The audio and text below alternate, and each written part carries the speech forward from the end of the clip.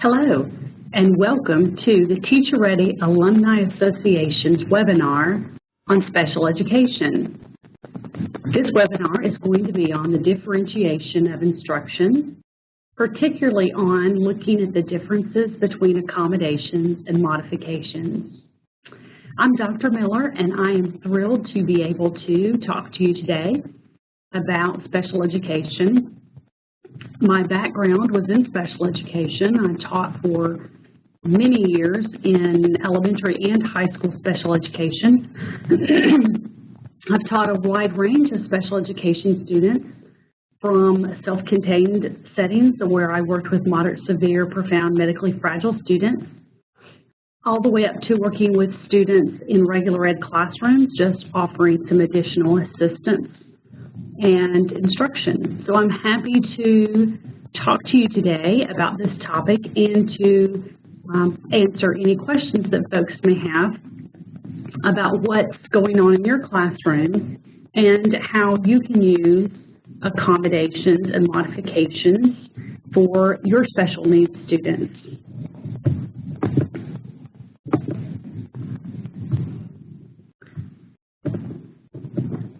So for folks, if some folks join us coming into the webinar, if they need to review, you can click the chat button at the top to post your questions.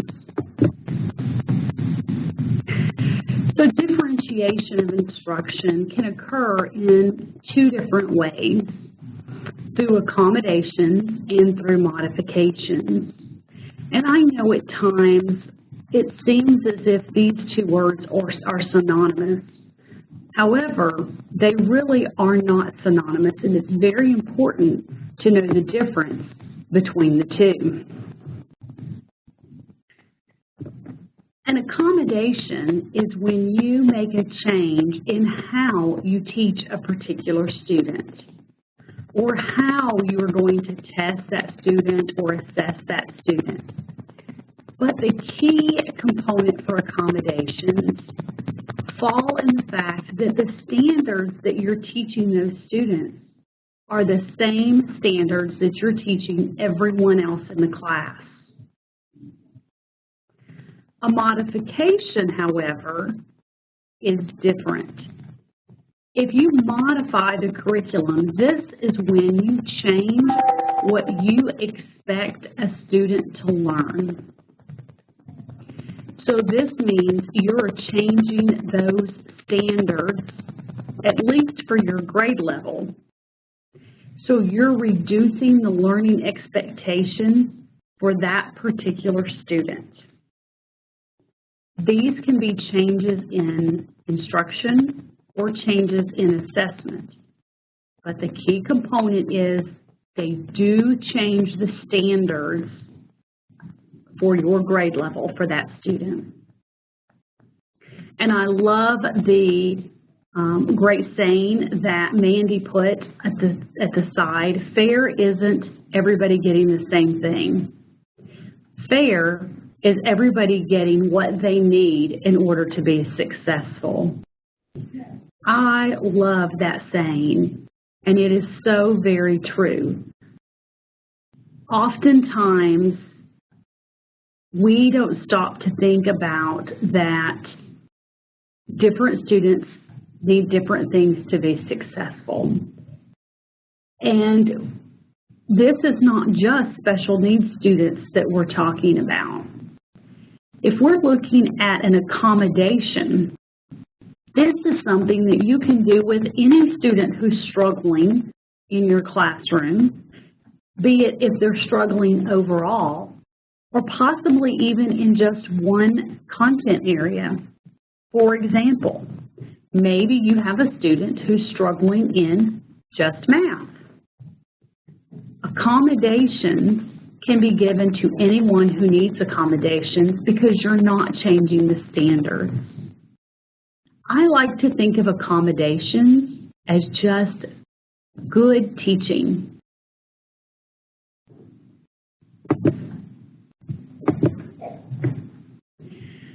So when you're trying to decide What's appropriate for this student? Is an accommodation appropriate? Is a modification appropriate? How do you know which thing that you should do for your students?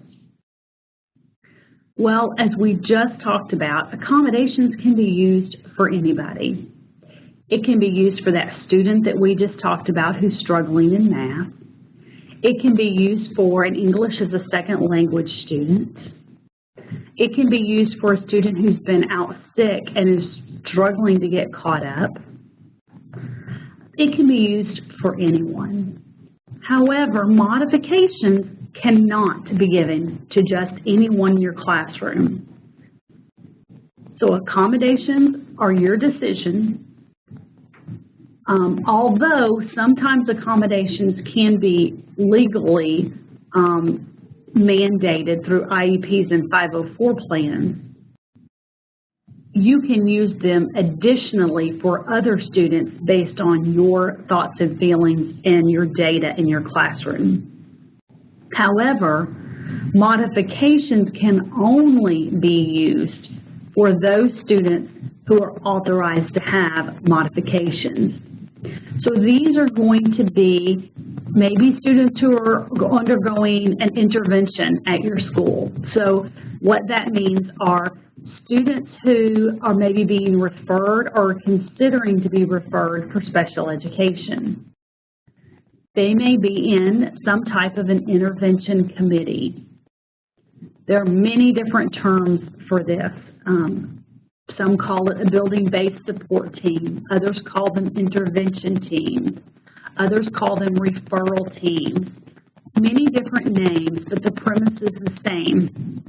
It's a team or a committee that helps try to see if that student can be given some assistance so that they can be successful prior to being tested for special education services. Other students who fall under the modification authorization would be IEP students. An IEP stands for Individualized Education Plan. These are students who have been tested, and they, according to federal guidelines, are found to qualify for an IEP, or an Individualized Education Plan. These plans are written at your school, and there is a team of folks who get together and help write these plans. If you're the general ed teacher, you're going to be part of that team, so you'll have input, as will the parents, the students, whoever did the testing, the psychometrist, particularly at the first IEP when they're placed. So there's going to be an LEA, which is someone from the school who can speak to resources that are available and give the student what they need to be successful. And depending upon the student's age, the student may also be included in an IEP. Obviously, a kindergarten student isn't going to be able to have an extreme amount of input, but they can come in and say hello and introduce themselves and say a few words about themselves. Older students can sit in on the IEP meeting, and they need to have input in what they need to be successful, input in what they struggle with, and for older students, input with their transition plan or what they're wanting to do after they get out of school, so we can help try to make them successful for that. The other area that modifications are used is for 504 plans. 504 plans are made for students who have significant health issues that interferes with their education. So you may have a student with a health issue that does not have a 504 plan because that health issue may not interfere with his or her education. But when a severe health issue interferes with that student's education, a 504 plan can be created, and these students are also able to have modifications so that they can be successful. If you have a student who has a plan through an intervention committee, an IEP, or a 504 plan, Those plans outline exactly the parameters of what you need to do to help those students and what kind of modifications you can offer those students. So as we said for accommodations are something that you may legally be required to give students if there are those students in the 3 categories that we've talked about. But also you can give accommodations to students who need it in your classroom so that they can be successful. Let's look at some examples of what accommodations are. Extra time for completion of classwork, homework, or tests. You can give folks extra time, and that is an accommodation. So let's say that you are having your class do a project, and they are going to work on it for 2 nights of homework. You may decide that one of your students, possibly an ELL student, who is going to need extra time because they've got to read that material, translate it, digest it, and then do the project. They may need 3 days or 4 days to do that project. That is completely fine. Remember that saying, that fair is not equal. Fair is what each child needs in order to be successful. Reduce the size of assignments or tests, but not altering the scope. That's very important, the not altering the scope. In other words, if you have 20 problems on a test, you can give somebody 10 problems instead of 20. However, those 10 problems must cover all that content. You can't, if you are testing on 2 different types of math problems, the 10 that you choose must have some from each category. They cannot be all of one type of math problem and you never assess on the other one. Because if you do, that's no longer an accommodation. You've altered the standard and that becomes a modification. When you're talking about reducing the size of an assignment or a test, the key that we talked about making sure that you just cover the gamut of the material is the key of trying to decide if you can reduce the size. I know sometimes we get hung up on thinking, well, they should be able to answer every one of them. But let's really take a look at math. And let's say that you are teaching 3-digit multiplication. And you give all of your students in your classroom 20 problems, but you have one student who's very, very slow at doing the math. And so you're going to give them 10 problems. As long as those 10 problems are 3-digit multiplication problems, then by all means, that's fine. Now, when I was choosing those 10 problems, I personally would make sure that I covered all of the numbers so that I knew that they were able to multiply all 3-digit numbers. In other words, I wouldn't just stick with 1s, 2s, and 3s. I'd make sure that I used all the numbers so that they had that same standard that we've been talking about, because you don't want to make it easier, you're just making it shorter. The next one oftentimes really can give particularly new teachers and older teachers as well some heartburn, and that's allowing movement. Now, I say this, but I'm not saying free rein. I'm not saying letting kids run around like chickens with their head cut off or anything like that. You do want to do this with parameters.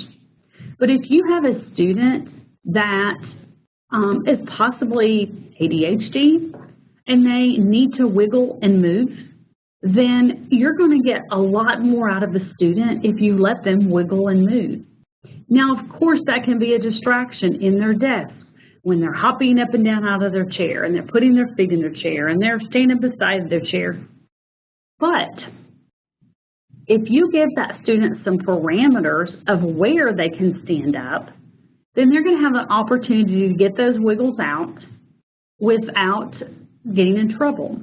So if I was working with younger children, for example, I have taken some colored tape and put a square at the back of the room and let a student know that they are happy to stand up and wiggle in that, back in that area in the square. So they're not bothering anybody. I usually try to do it near a counter so they can put their work on the counter and they can work at the same time. This is a very, very successful strategy for folks who have the wiggles. Or if you have folks who need to do something with their hands so that they can really pay attention, you might try putting Velcro underneath the desk. If you'll take some Velcro and you'll stick it under the desk, those students can sit and rub that Velcro, and that will give them something to do with their hands, and they'll be able to pay closer attention to what you're saying. Now, this does get more difficult, of course, with older students, and you don't want them to call attention to themselves. You certainly wouldn't want to put a square on the floor for high schoolers, would you? So what I would do with these students is I would have a talk with them quietly after class and say, hey, I realize that you need to walk. You do better when you're able to get up and walk around some. So I tell you what, how about if I choose you to run some errands when I need something to go to the office? How would you feel about that? Let them take a note if you need to take a note somewhere. Let them go get an extra drink, go to the bathroom. Let them go sharpen their pencils. Get them to help you do some things even around the classroom, like maybe they're tall and you could have them put some books on a tall shelf for you or something. It could be a minute or two long, but just getting up and doing that movement is very, very effective. Use of tape recorders, calculators, talk to text, books on text, anything that, books on tape, any kind of technology. Technology is wonderful for accommodations. Again, just remember that it can't affect the standards. So let's talk about the calculator. If you're teaching 3-digit multiplication, obviously, then the calculator is not going to be an appropriate tool because you don't know whether they know the multiplication or not. However, if what you're teaching is how to do a word problem, and you're teaching the skills of reading the word problem and finding the steps and what's important information and what is incidental information, then the actual math is secondary to that. So use of a calculator is fine. It depends on what standard you're measuring. Or I have had students who have done the math problems and then I allow them to use the calculator to check their work. And that way they can go back and help find their errors. Because remember, reflection is very important for all of us, students and teachers, so that we can get better. So having a student find some of their own errors by using the calculator to check their work can be very, very effective. And of course, I'm a big fan of books on tape and those types of resources for students. I think that a student who can listen to the material, sometimes that does the trick. I personally love books on tape. I use lots of books on tape myself, and I think that a lot of students find them very beneficial. If you have a student that you would like to get a book on tape for and you are not sure how to do that, usually you can check those out at the School for the Blind in your state. Most states have a state School for the Blind with which you can connect, or you can have parents connect with them, and they do free checkouts for a year usually for textbooks on tape. Or now, of course, a lot of textbooks are on computer, and many have where they can be read by clicking the red button. So those are options as well. We need to remember that a written response is not required for everything that you have students do. The purpose, if what you're grading is, what you're trying to assess for is if a student has the content, then it doesn't matter if they write the answer or tell you the answer. You just want to know, do they know the answer? So oral responses work fine. However, if you are teaching writing and you're trying to teach them to write a several paragraph paper, obviously an oral response is not fine because you are checking for writing skills and we don't want to change that standard. Students who struggle often find it very helpful to have study guides, detailed study guides. What we don't want are for students to get a study guide and go home and fill it out and study that information and for them to find out they have learned incorrect information, because it is much harder to unlearn that information and teach them the correct information. So if you have students who struggle, consider having some study guides that are filled out. You may want them to fill out a study guide for the practice and for the note-taking and for the learning, but before the test, give them a filled out study guide so that they can compare and see what's appropriate and what should they have put. Let them reflect on what you wrote on your study guide versus what they wrote. This will go a long way when you have examples of what they should be doing for study guides and what they should memorize and learn to prepare for tests. It's really going to go a long way. Or you can also give copies of detailed notes or PowerPoint. And I have even had a student have highlighted texts before. Of course, in this day and age of textbooks, you have to be careful to make sure that's a textbook that you can do that with. Or I've copied chapters, certain sections, not the entire chapters, but certain sections, and I've highlighted very important parts so that students can really see the important sections. Tests to be read to students or taken in an alternate location or to write on the test instead of using Scantrons. Those are all very important as well. Remember, when you're talking about reading a test to a student, as long as you're not testing reading, that's very appropriate. If you're testing reading, that's not an accommodation. That would be a modification because you would be changing the standard. Folks who get easily distracted may find that even if they have a very good reading level, if they're easily distracted and someone reads that test to them or allows them to take it in a quiet location, oftentimes they can concentrate and do much, much better because they're not distracted by little Susie walking across the room or someone sharpening their pencil, or they're not noticing that 5 people turned their test in already, or that they're the last person to turn their test in, so they need to stop even if they're not done.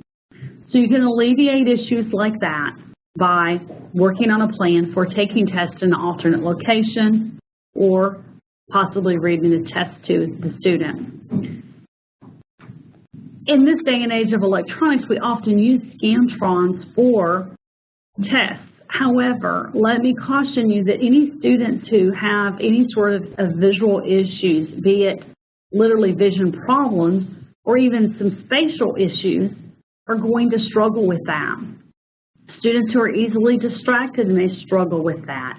All it takes is to get off one line and you've missed every problem from thereafter. So I would encourage you, if students struggle with Scantrons, let them have a full test and let them write on that test. Even if you or another student copies the answers to a Scantron later. If you let those students write on the test, it's going to be much better. We've talked about modifications. So when you're looking at modifications, remember we talked about that changes the standards. So we have to be very careful.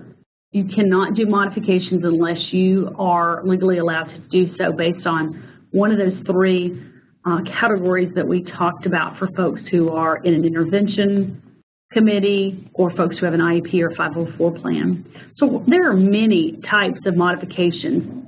Those are going to be given to you on a plan so that you'll know what to do. So I've just given you a few just so you can see the difference.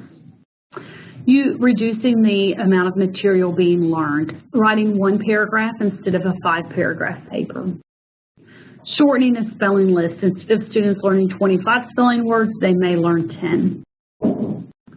Reducing the complexity of a skill. Instead of learning multiple digit addition, let's say 3-digit addition, then maybe they're learning single-digit addition. Or grading on a different scale from your other students.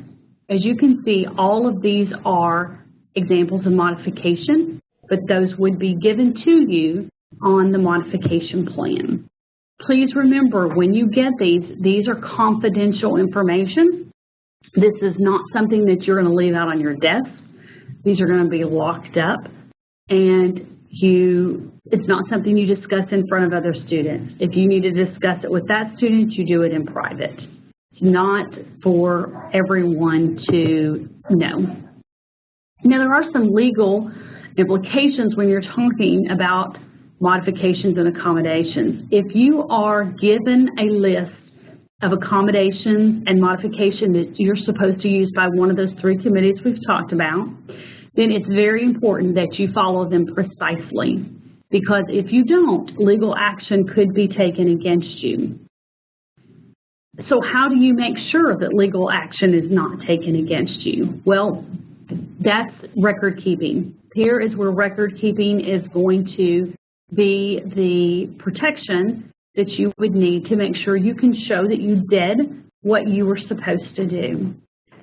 If the IEP that you're following for a student says that you are supposed to modify the curriculum or accommodate the curriculum, you need to keep note that you do that. Some people do this in their plan book. They'll make a note. Other folks will keep a separate little binder and they keep that in their filing cabinet. Just remember that record keeping is very important. Now, if these aren't working, what do? Well, you need to say something. You need to officially request a meeting to talk about what's not working. Even if it's that you see that a student doesn't need an accommodation or a modification that's on the paper, you need to make sure that you've talked to whoever it is that led that committee. If it's the IEP team, then it's going to be a special education teacher. If it's a 504 plan, it may be the counselor. If it's an intervention committee, it will be whoever the head of the intervention committee is. You need to talk to that person, because even if you feel the student doesn't need it, you don't want to be accused later of not doing something that student needed. So it needs to come off the paperwork if you're not doing it. Likewise, if you see the student needs more to be successful, then you need to, again, ask for a meeting, and you need to talk about what you think would be helpful for that student to be appropriate. It's okay for you to go in with some suggestions that you would like to try. The important part to remember here is, if you are asked to do anything accommodating or modifying through IEP 504 and Intervention Committee, that's a legal document, so please make sure that you follow it precisely and that you record keep to show that you are. So if you have not already joined the Alumni Network, I would like to invite you to do that. And the email address is there for you to connect, teacherready@studereducation.com. And if you know a difference maker who is thinking about teaching and you would like to tell them about Teacher Ready, we invite them to apply right on our website. And please tell them to put your name on their application under referral, because we do send $25 gift cards out when you make a referral. So we do appreciate you telling other folks about Teacher Ready. So if you have any questions about accommodations and modifications, I am certainly happy to answer those for you. Just feel free to connect with me at sarah.miller@studereducation.com. Or you can just call us here at the office, and we're certainly happy to answer any questions that you may have. And if I can help in any other way, we're happy to help do that as well. Thanks so much for joining us for this webinar on differentiation of instruction, the difference between accommodations and modifications, and we hope you have a great day. Thanks. Bye-bye.